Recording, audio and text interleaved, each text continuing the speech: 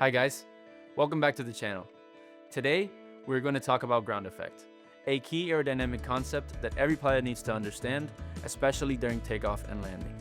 Ground effect happens when the airplane is flying very close to the surface, usually within about one wingspan or less above the ground. When the airplane gets this close to the surface, the airflow around the wing changes. Under normal flight conditions, the wing creates wingtip vortices, and these vortices increase induced drag. But when the airplane is close to the ground, those vortices are disrupted and become much weaker. This reduction in vortices leads to less induced drag and, at the same time, makes the wing feel more efficient.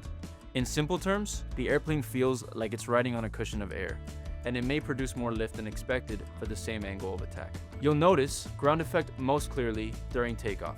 As the airplane accelerates down the runway and enters ground effect, it may lift off at a lower airspeed than it should.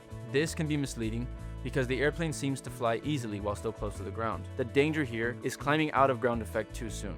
Once the airplane rises above that cushion of air, induced drag increases again. And if the airspeed is too low, the aircraft may not be able to maintain the climb and could settle back towards the runway. That's why proper rotation speed and maintaining the correct pitch attitude are critical.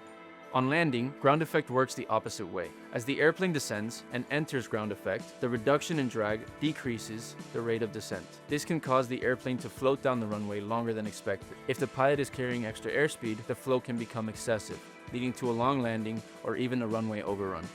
Understanding this helps pilots manage their approach speed carefully and anticipate the airplane will feel more buoyant just before touchdown. Recognizing ground effect allows pilots to make smoother, safer takeoffs and landings. When we respect how ground effect influences aircraft performance, we stay ahead of the airplane and make better, more controlled decisions in the cockpit. To continue learning, make sure to subscribe.